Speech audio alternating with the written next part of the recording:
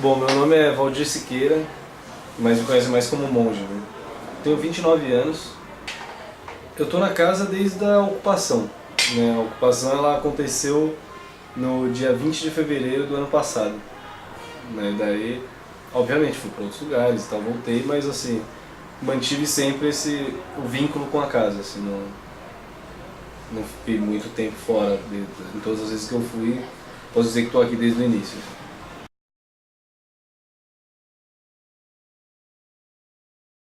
Então, isso partiu de um grupo que era quase que homogeneamente composto por pessoas do teatro.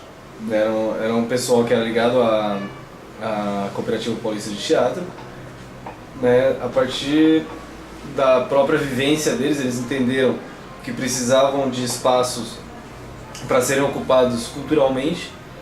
Isso é uma coisa, assim, óbvio, né? Essa casa surgiu dessa iniciativa, mas isso era algo que a gente já vinha discutindo há muito tempo, né? Enquanto militantes, movimento estudantil, né? Então, enquanto pessoas interessadas em fazer, né, uma melhoria no mundo, né? A gente pensava que uma das formas disso acontecer era de desengessar as ocupações de moradia que tem em São Paulo, que é um sistema bastante rígido, né? E que, em geral, não tem uma preocupação com a formação do indivíduo, né? Em geral é isso, temos uma demanda por moradia, o Estado tem que cumprir, ponto, né? Então não gera uma vontade de coletivizar, né? Pelo contrário, você forma pequenos proprietários, imediatamente no momento que ocupa as pessoas já vão fechando os espaços e é meu e ponto, né? Então foi isso já vinha sendo pensado há muito tempo. Mas o estopim para que essa casa fosse ocupada veio, né, ou sei lá, a ignição, né, melhor dizendo, foi trazida por essas pessoas do teatro, né, que participaram do processo até certo ponto.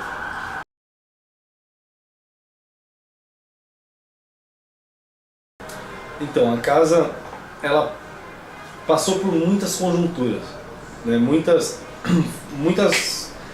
pessoas vieram, foram embora, outras passaram apenas, mas assim, desde o início a ideia aqui é que seja uma ocupação artística, né? Que seja uma grande oficina compartilhada por muitas pessoas, um ateliê, enfim, né, lugares de trabalho, né? Fundamentalmente lugares de trabalho. Então, as pessoas que estão aqui, elas precisam estar em algum lugar também para exercer a função, né, o trabalho artístico delas. Então, muitas pessoas que passaram por essa casa ficaram estadias aqui, né? Então, a intenção não é que seja de moradia, né? Eu digo que estou aqui, mas assim, as minhas coisas não estão aqui, né? Eu moro em outro lugar, né? Mas assim, o fato de eu ficar aqui, sei lá, às vezes 5 dias por semana, 4 dias, 6 dias, quando, né, se acontece alguma coisa 7 dias por semana, isso quer dizer que eu, de certa forma, moro também. Mas é uma residência artística, né? Se você olhar à sua volta, o que tem, aqui é onde eu fico mais, né? A ideia é que as coisas que estão aqui são instrumentos de trabalho, né? Então isso é um ateliê, né? Querendo ou não, as pessoas que chegam aqui, elas não se identificam com um quarto, né? Elas se identificam, no mínimo, com um lugar onde tem alguém fazendo alguma coisa, né? Então, e a ideia é que seja assim na casa toda, né? Que as pessoas elas chegam e inclusive elas possam, esteja, né, sei lá, sendo ocupado ou não por outra pessoa, mas que elas se sintam também convidadas a participar daquela função do espaço, né? Então, é lógico que isso assim tem muitos caminhos a percorrer antes do compartilhamento ideal, antes da horizontalidade de fato, né? A horizontalidade, podemos dizer que hoje ela não existe plenamente, né? É uma utopia a ser construída, né? Mas é um exercício cotidiano, né? Um exercício onde a gente também começa a entender que ser horizontal não é ser bobo, entende? Você começa a entender também que às vezes existe uma romantização né, do termo, ou uma romantização dos processos que colocam as pessoas como se elas tivessem, nós temos as fórmulas e vamos aplicá-las. Mas não é bem assim, né? O que aconteceu em Londres, né, o que aconteceu, sei lá, na Espanha, o 15M, os Ocupais e tal. Não dá para você dizer que o processo de lá, vamos aprender a fazer assembleia lá e vamos fazer aqui. Não, a conjuntura é diferente. Né? Aqui é Tupi or not Tupi, né? Então não dá pra gente achar que vai reproduzir um modelo, né, aqui e vai dar certo. Né? Então, e aqui na casa a gente passou por esses laboratórios, né, de pegar modelos, de descartar esses modelos, de às vezes criar uma coisa incrível e a coisa que durar 4 dias e morrer de novo. Né? E daí depois vem outra coisa não tão incrível assim, mas que é mais fácil de ser digerida e ela acaba acontecendo por mais tempo, entende? Então assim, é sempre um fluxo e refluxo, né? É um organismo de fato, né? Se parar de respirar ele morre, né? Então, e isso é muito interessante porque isso faz a gente entender o que é a luta dos trabalhadores frente ao status quo, né? Frente à ordem vigente, que é muito mais bem estabelecida do que a luta dos trabalhadores, que é algo sempre que está tentando se organizar, mas que ainda assim é muito difícil, porque você não tem... o fio condutor ele acaba sendo mais tênue, né? O fio condutor é ideológico, é algo que você almeja para o mundo, né? Mas é uma transformação real também ao mesmo tempo, é material a transformação, você pode colher frutos dela imediatamente. No momento que você busca a emancipação, você já está se emancipando de certa forma, né? Então isso já basta para que seja um atrativo para que você lute por um mundo mais interessante, né?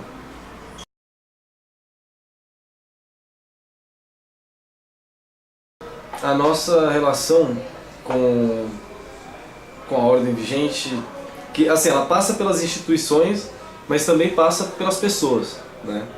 Que é interessante, até eu tô acrescentando as pessoas, né? Porque muitas vezes a gente foi levado a responder essa questão, né? Qual que é a nossa característica institucional, qual que é a nossa cara enquanto Casa Amarela e tal.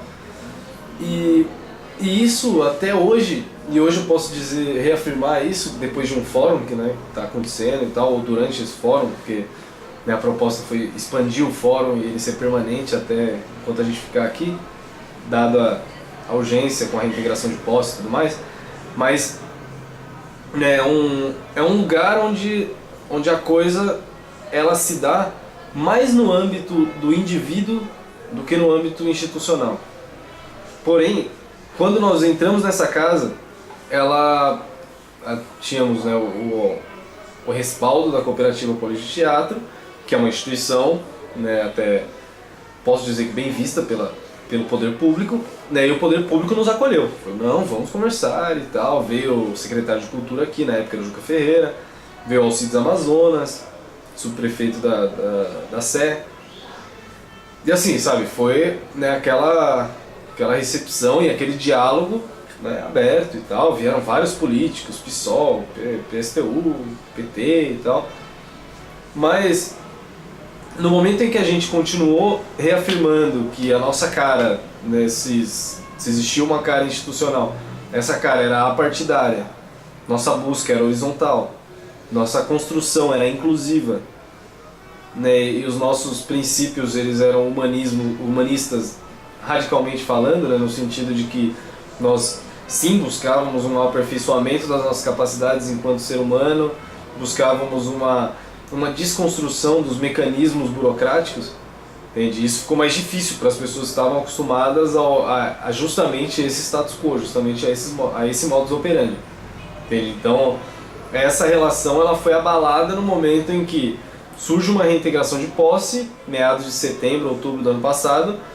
Essa reintegração de posse, o pedido de reintegração já foi rapidamente julgado, recebemos o veredito de que tinha que sair da casa e tal, de que a reintegração de posse tinha sido dada como o pedido tinha sido aceito.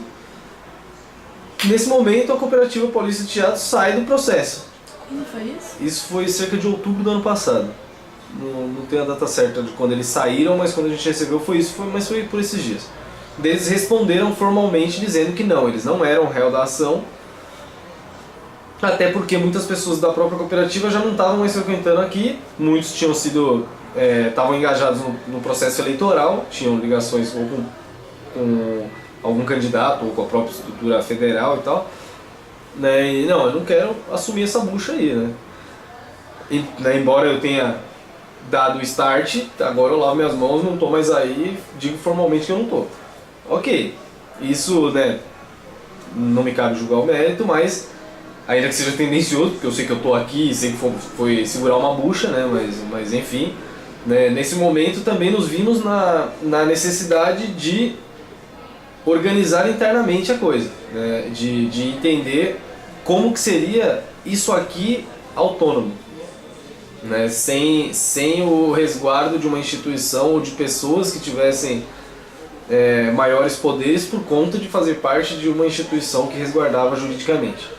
Então, acredito na minha visão conjuntural até hoje, que esse foi o momento mais rico da ocupação.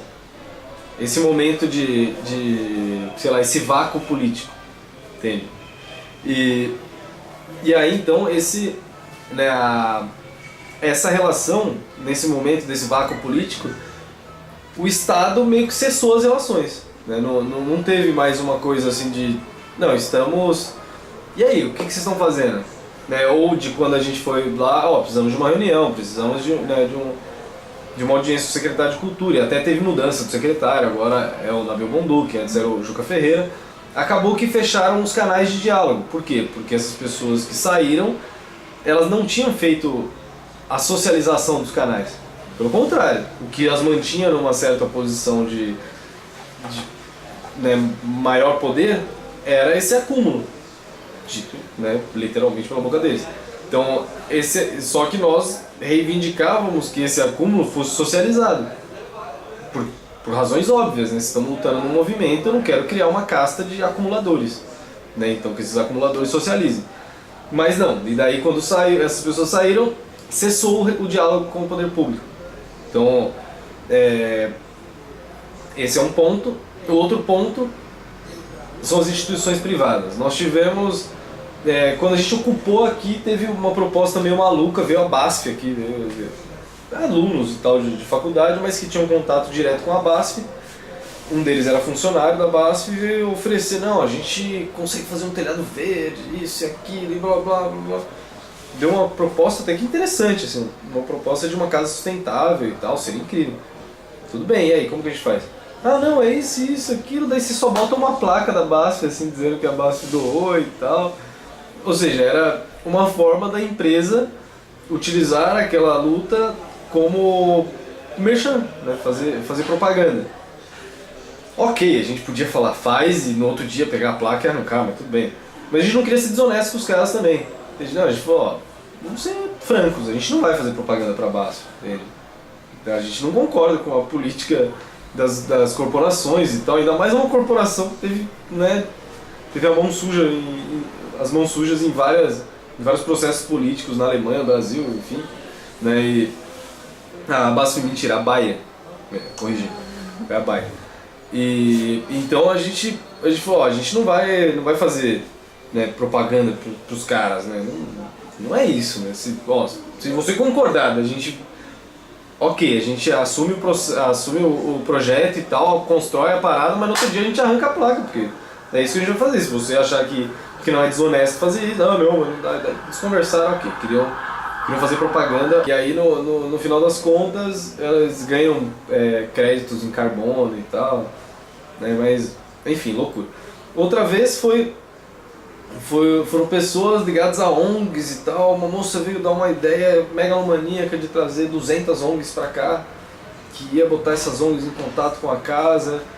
Daí no fim das contas era junto com o Fora do Eixo, junto com algumas estruturas que a gente tem críticas em questão da conduta política, né, em relação à forma como se relaciona com os partidos, que se relaciona com o Estado, se relaciona com as empresas privadas, que a gente não queria reproduzir aqui, então também não deu muito certo. E a terceira forma dessa relação, que eu acho que é muito importante também, é com o conservadorismo das próprias pessoas. né? E isso sim eu acho que foi um ganho muito grande, assim.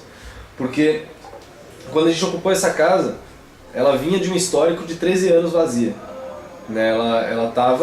Ela pertence ao INSS, né? E ela tinha ficado, ela já foi uma creche de 89 a 96, se eu não me engano.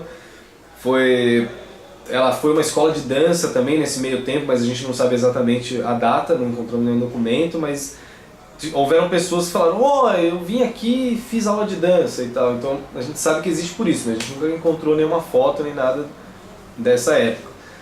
E que é até recente, né? Mas não existiam os iPhones ainda, né? Os smartphones e tal. Então não era tão registrado, né?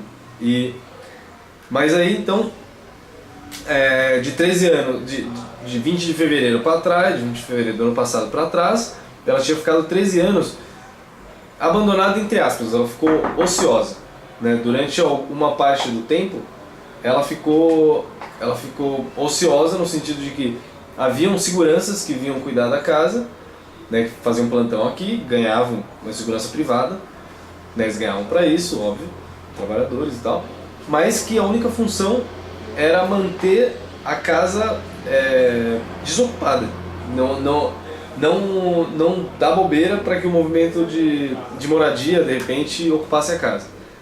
Ou até outros movimentos artísticos também, que houveram outras tentativas de ocupar essa casa, mas todas frustradas já na hora, assim, né? Não rolou. Mas, então, quando a gente ocupou, por conta desse histórico de estar vazia e tal, e um detalhe importante, esses seguranças eles só foram contratados por conta de que em 2010 o INSS foi processado pelo Ministério Público por conta de que eles não estavam fazendo a manutenção de um patrimônio histórico tombado, de um bem público. Então, pessoas do entorno já vieram imediatamente falar, uns vieram: "O que vocês estão fazendo aí? Quem são vocês?" Tal. Mas, sei lá, o vizinho da frente, por exemplo, veio e falou: "Se vocês precisarem do Wi-Fi, é esse aqui minha conta e tal, minha senha, podem usar e tal." Ok, né? Obrigado, né? Super feliz. Daí já veio outro: "Olha, eu tinha medo de passar nessa rua, né? Que bacana que vocês estão aí, oh, que legal, né?" E tal. Daí já veio outro: "Olha, eu sempre sonhei em entrar nessa casa, né? Oh, eu moro aqui há 30 anos e eu nunca tive a oportunidade de entrar." O outro: "Eu cresci aqui nessa rua e eu achava que essa casa era mal assombrada." O outro: "Essa daqui é a casa dos gatos, porque em tal ano, blá blá, tinha mais de 30 gatos morando aí, a casa estava vazia." Caramba, é uma casa que ela carrega tanta memória.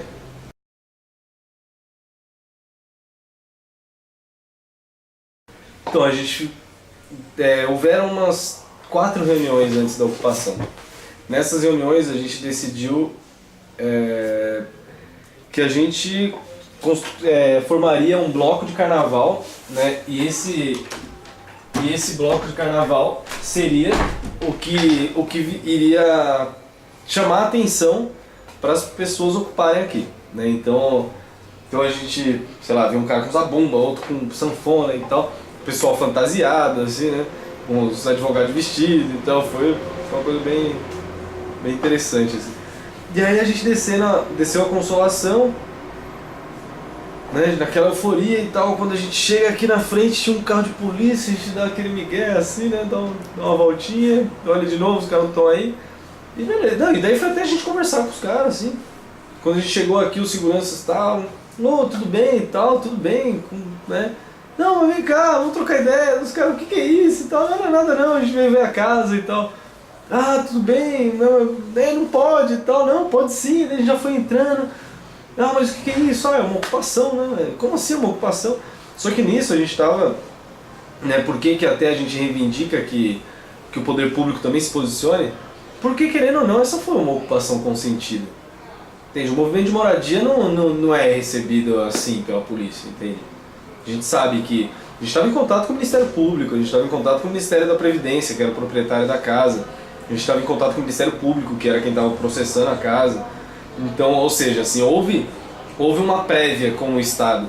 Entende? Não foi, né, como diz o mineiro, não foi na tora, assim, né? Foi uma coisa mais tranquila. Era uma coisa tão óbvia, era uma casa tão importante para a cidade, e num processo de degradação visível. Tinha árvore crescendo ali nessa sala da frente, aqui o ateliê de artes plásticas, tinha uma árvore crescendo dentro da casa, entende? Que era lindo, mas que estava detonando a estrutura da casa, entende? E simplesmente sendo deixado. Sabe? Quando a gente entrou na casa, a gente passou mais ou menos uns 20 dias limpando todos os dias.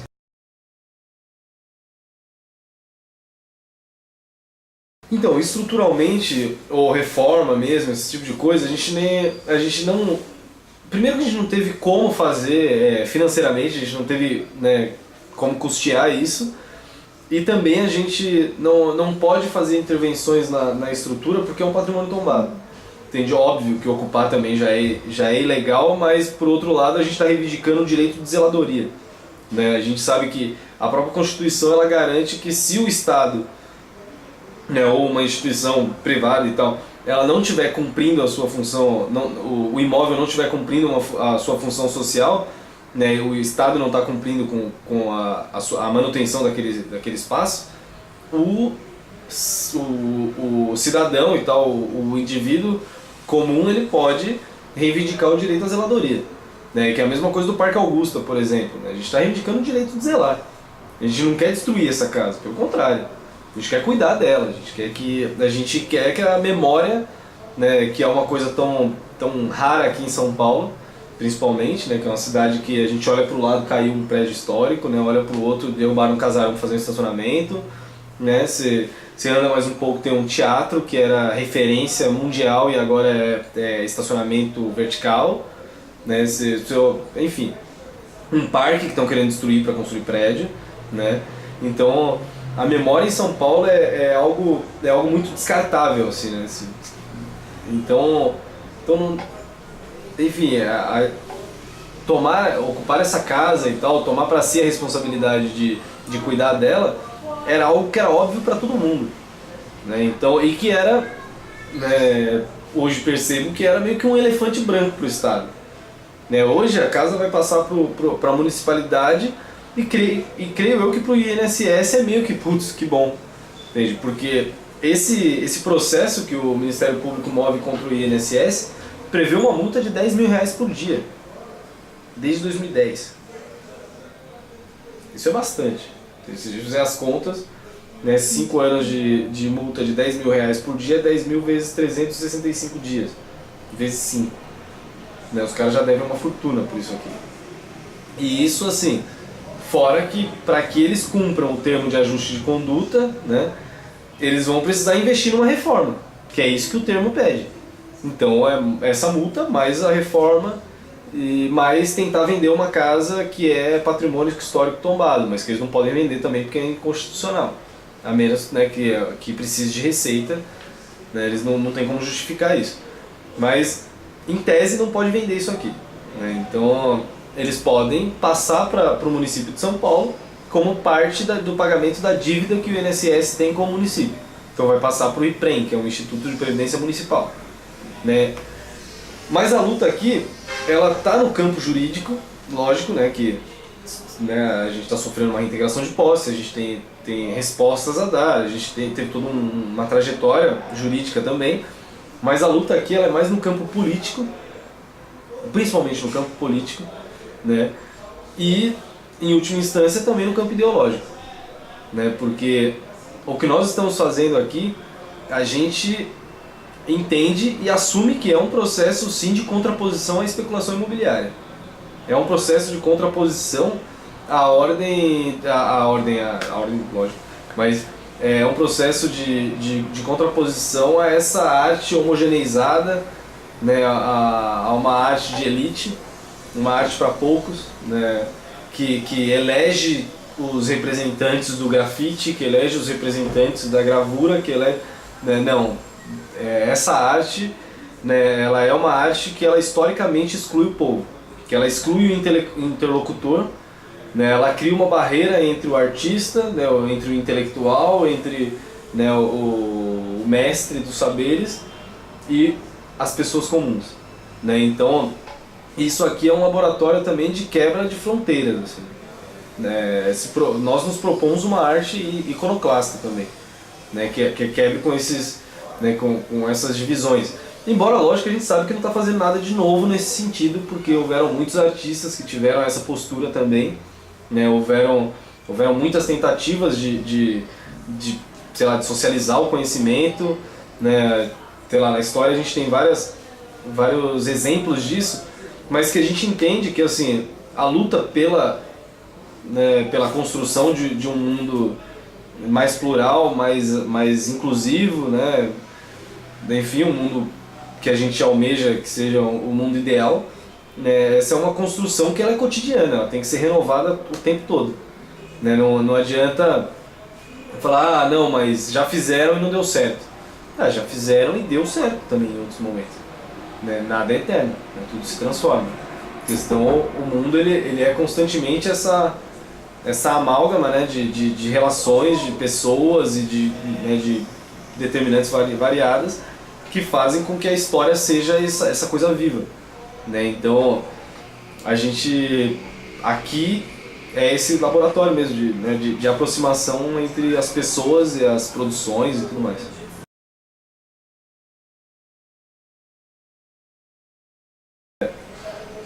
Ocupar é uma postura que já é revolucionária por si só, né?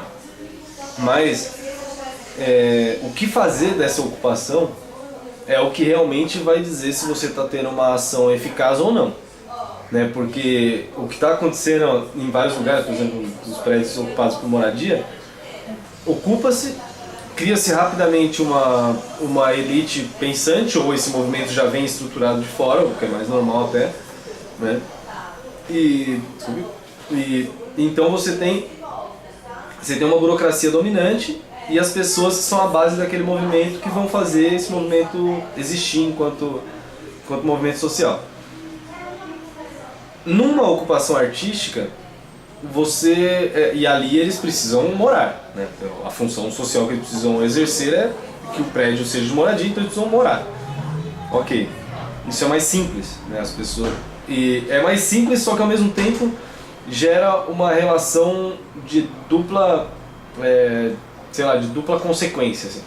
Ou melhor, de duplo caminho, né? Você pode morar pura e simplesmente, privatizar o espaço, construir a mesma coisa que você teria fora de um movimento social, que é o que normalmente acontece, ou você pode experimentar essa vivência coletiva para que seja um laboratório de novas formas de vivência, de novas formas de família, de novas formas de interação social, de novas formas de interação com o meio urbano, né, com o meio social em que você vive.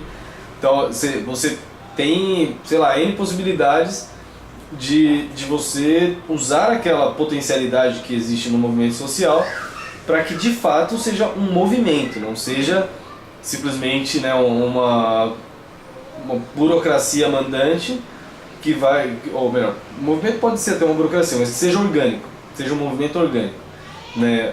Caso contrário, você vai ter sempre uma parcela que manda e outra parcela muito grande que obedece. Então, nesse sentido, né, o movimento de ocupação de espaços assim para fins artísticos, ele cumpre a função de corrigir talvez a falta de espaços para artistas. Mas isso não basta, porque não basta eu ser artista e sem teto para poder estar numa casa desse nível, né? E isso já é um argumento. Eu acho que é um argumento óbvio, todas as pessoas que não tiverem casa têm que ter casa, né? Mas para que eu esteja num local de trabalho, né? Num lugar onde as pessoas elas estão com finalidade de produção, no mínimo eu tenho que dar a minha produção, né? Não que eu vou pegar meu quadro e doar para casa e tal, não nesse sentido, mas assim, eu preciso mostrar para a cidade que se eu estou propondo arte no lugar da não arte, existe um esforço real para isso, né? Existe um esforço pessoal, coletivo, né? Existe um trabalho atrás disso, né? Não é pura e simplesmente eu ficar aqui e falar eu sou artista que eu vou estar corrigindo esses problemas da sociedade, como você bem colocou, né? Então, para que eu consiga ter uma inserção na sociedade, essa arte precisa dialogar. E aí, como que ela dialoga?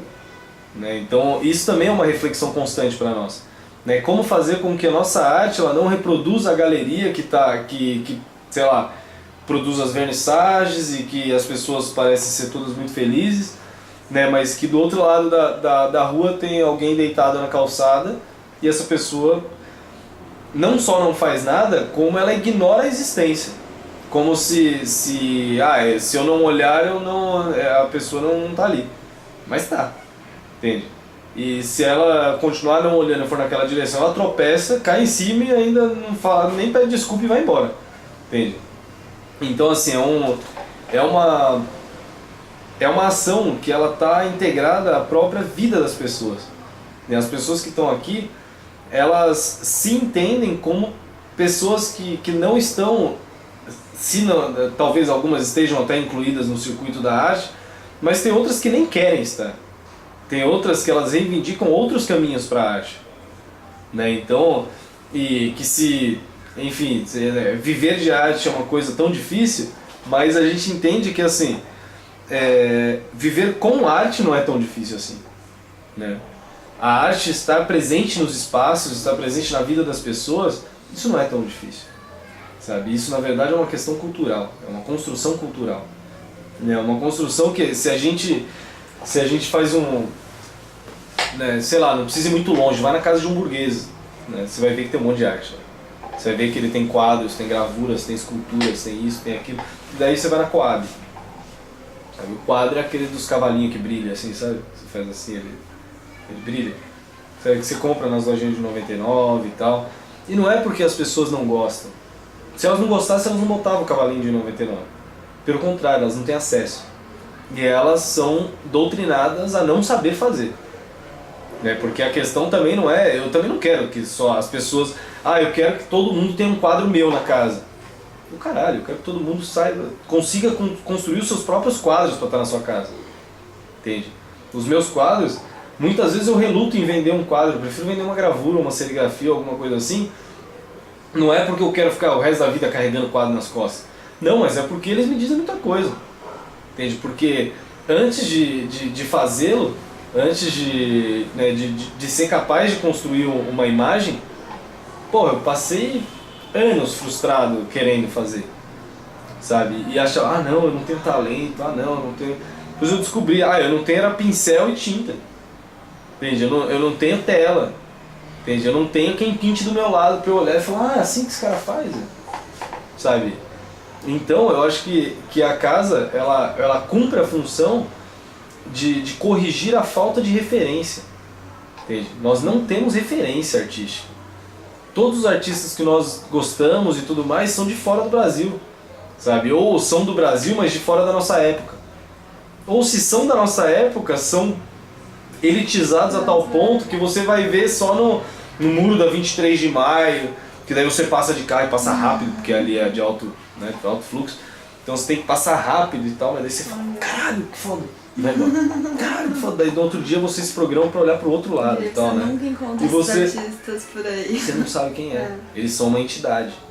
Sabe? Eles vão pra Escócia pintar um castelo, mas eles não vêm pra Consolação fazer um murinho aí. Sabe? Porque, é o centro, eu não quero aparecer. Não, você não quer dialogar, bro. Entende? A questão é muito mais embaixo, o buraco é muito mais embaixo.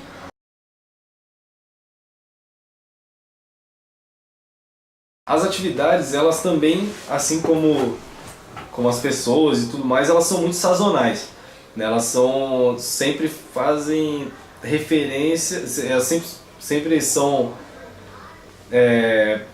enfim, elas dependem das pessoas que estão aqui, das potências que as pessoas têm, que elas estão aptas a socializar. Então assim, por exemplo, hoje eu posso te dizer que você tem a marcenaria, um ateliê de costura, aqui o ateliê de serigrafia, tem artes plásticas. Nas artes plásticas principalmente tem uma gama bem grande, assim, tem gente da fotografia, da oficina, tem gente do stencil, tem gente do grafite, tem gente do óleo sobre tela, outro do acrílico sobre tela, outro que faz gravura e tal. A gente não tem muita estrutura, mas à medida que a gente consegue os materiais, a gente socializa, né, o que aquele material proporciona, né? Então, isso é bom também, porque eu já dei oficina de fanzine, por exemplo, ou oficina de serigrafia, ou oficina de malabares, ou oficina de...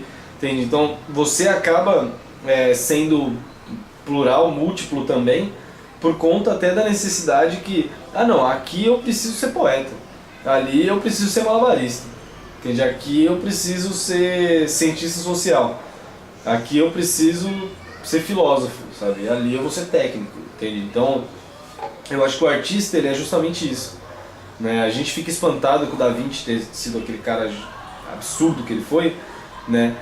Mas olha o que a gente faz.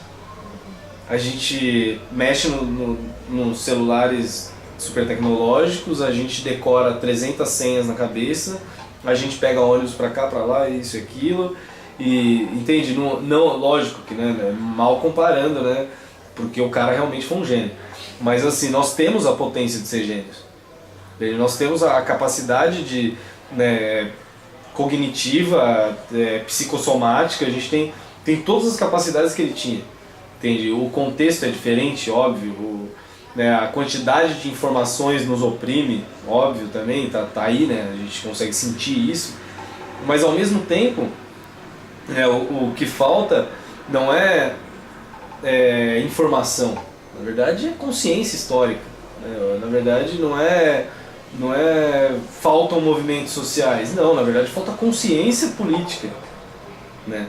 Movimentos sociais, a maioria dos movimentos sociais que eu consigo entrar em contato hoje, eles lutam pela questão imediata. A mesma que lá em 1848 a galera da Primavera dos Povos estava lutando. A mesma que o Espartaco estava lutando quando fez a primeira rebelião da história, de um escravo e tal.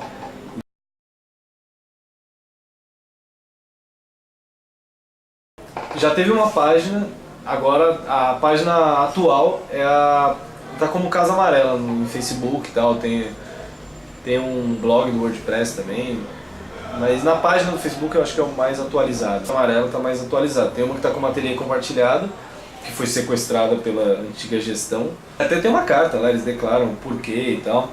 Até a gente achou uma coisa muito estranha, assim, porque construímos juntos, né? Então, mas ao mesmo tempo a gente entende, porque assim, é muito complicado quando você tá numa luta junto com outras pessoas e de repente essas pessoas simplesmente passam a fazer aquilo que você detesta, assim, aquilo que você abomina, né? Não, eu não acho que foi o caso.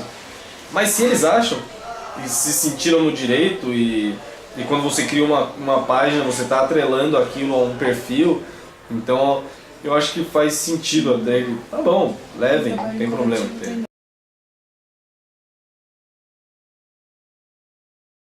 Então, eu acho que até agora, eu não sei, mas eu acho que, pegando por uma lógica, assim, a gente teve mais ou menos 6.000 horas de atividade, né, desde que a gente entrou aqui. Se a gente pegar 6.000 horas, teve atividade que a gente contou como uma que, sei lá, aglutinou 350 pessoas. Teve atividades que a gente contou como uma também que teve 4, 5. Então, se a gente pegar essas atividades e, sei lá, multiplicar, eu acho que a gente já teve aqui pelo menos umas 50.000 pessoas, entende? A gente teve pelo menos 50.000 pessoas, porque você imagina que 5.000 horas ou 6.000 horas, pelo menos 6.000 pessoas. Pode até ser as mesmas e tal, mas assim, 6.000 vezes teve alguém aqui. Essas atividades não foram para as próprias pessoas, a maioria, quase todas elas foram para o público em geral. Né? Então, se passaram 50.000 pessoas aqui, se dessas 50.000, 30 pessoas virarem e falaram, pô, não é pra isso que é essa casa e tal, eu nem encontrei com elas, eu tô chutando porque deve ter existido alguém. Mas assim, nunca teve ninguém que eu tenha conhecido que falou, não, isso não faz sentido nenhum, vocês estão errados, isso aqui tá errado, tem que parar. Sabe, ainda não vi essa pessoa, sabe. Ou a menos que fosse de repente por discordância política e tal, mas não que não deve fazer. Não deve fazer, só acho que não deve ser assim. Aí tudo bem, eu concordo que, né, cada um tem que ter o direito de expressar seu ponto de vista. Né? Então, não sei se respondi a pergunta, mas as pessoas, principalmente as pessoas do entorno e principalmente pessoas que já têm uma certa ligação com a arte, sempre vem aqui, que é isso? Sabe? Que sonho é esse? Sabe? Que possibilidade incrível foi aberta na cidade de São Paulo, sabe?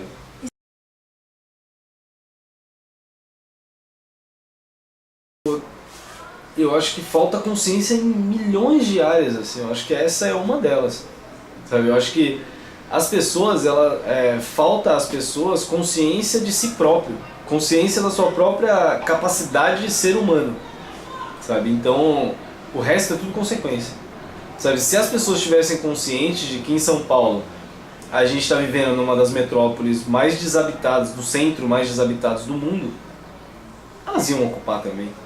Elas iam tomar alguma atitude. Se elas tivessem... Agora eu acho que elas estão tomando mais consciência porque as coisas elas estão sendo... tá apertando o cinto, né? A gente está vivendo já o início talvez da crise imobiliária no Brasil, né? A gente teve esse boom imobiliário e tal, construíram milhões de coisas, mas isso vai colapsar muito antes do que foi nos Estados Unidos, né? A gente não tem a mesma formação histórica, né? A nossa formação histórica foi diferente, né? Então essa injeção de, sei lá, da Copa do Mundo, das Olimpíadas e tal, essa injeção de capital no Brasil, ela foi importante em vários aspectos, óbvio, né? A gente está vendo aí, sei lá, aqui nesse corredor tem pessoas de 3 nacionalidades andando aí, se você sair aí e procurar, sabe? Isso é muito louco, isso é uma coisa que em São Paulo até 2005 você não via. Eu acho que até 2010 dá pra colocar. Eu acho que é algo que assim, hoje é muito presente na nossa vida, mas não era. Se a gente puxar a nossa memória, eu não conhecia nenhum russo na minha vida. Só o Dostoiévski pelos livros, né? Mas assim, estavam conversando com Artemis, por exemplo. Entende? Então assim, são coisas que, ainda que o capital tente segurar, ainda que o capital tinha outros interesses quando né, foi investido na Copa e tudo mais, ainda que fosse por outros, eles estavam buscando outros caminhos, eles trouxeram gente. E trazer gente você traz cultura, trazer cultura você traz conhecimento. E quem trouxe, levou. Então assim, querendo ou não, você gera um movimento de ideias, você gera um desenvolvimento dessas ideias, você gera um choque cultural, né? A casa, ela é um choque cultural no sentido de quando você entra nesse espaço, não tem uma catraca, não tem uma câmera na sua cabeça, entende? Lógico que isso gera também que a gente perca celulares, que a gente... Não estou preocupado com as minhas canetas, que eu ainda não achei. a gente tem todo uma fragilidade também, por outro lado, né? Que a gente tem que ficar fazendo portaria, tem que ficar, né, sempre num estado de alerta constante. Mas isso tem também as suas potencialidades. Isso, por outro lado, gera também uma outra sensação, que é a sensação de você não estar sendo vigiado. E assim, então, nesse sentido, eu acho que as pessoas não têm consciência. As pessoas, elas só passam a ter consciência dos espaços, principalmente dos espaços urbanos, quando você começa a intervir nele, né? Sei lá, o gabinete do desenho aqui do outro lado da rua, vocês já entraram lá? É um absurdo. Do outro lado da rua tem outra casa do mesmo tipo dessa, de 1920 também. Incrível, super estrutura, sabe? É o gabinete de desenho de São Paulo. E tá escrito lá na porta, arquivo de desenhos da cidade de São Paulo. Arquivo da cidade, tá escrito. E gabinete do desenho. Não tem nada, não acontece nada. A gente está aqui há 14 meses, nunca aconteceu nada. Tem um grafite meu lá, sabe por quê? Porque sempre vão lá, picham um muro, os caras não reformam, não fazem nada. Quando a gente entrou aqui, tinha acabado de ter uma reforma. A gente foi lá, a gente queria propor uma atividade aí, uma exposição, alguma coisa. Ah, agora não está aberto e tal. Tá bom, voltamos no outro dia. E aí, agora tá aberto? Ah, tá aberto, mas a pessoa responsável não tá aqui. Ah, tá bom. Ah, sabe assim, sempre sempre uma coisa muito burocrática, sabe? Provavelmente deve ter, sei lá, 20 funcionários que mantêm aquilo, pagos pelo dinheiro público, só que o público não tem acesso. Entende? E quem que vai lá na porta fazer panelaço? Ninguém. Tem uma faculdade embaixo, uma escola do lado, tem um ponto de ônibus que diariamente circula centenas, milhares de pessoas por essa via, e as pessoas não se dão conta de que aquele espaço não tem nada. Entende? Não se dão conta de que nesse espaço aqui, há 13 anos vazio, podia ter ela, por exemplo. Ela podia estar aqui. Mas ela olha e fala, nossa, será que nunca vão fazer nada aí? Nossa, será que ninguém vai fazer nada? Nossa, tem que cobrar do prefeito. Nossa, tem que cobrar desse, tem que cobrar daquele. Não, você tem que fazer. Né? Então falta consciência de autonomia. Falta consciência de que as pessoas saibam que elas são, né, usando um termo bíblico, elas são o sal da terra. Né? Se ela não for lá e fizer, né, e temperar a coisa, não vai rolar. Não vai ter janta, né? Então e aí?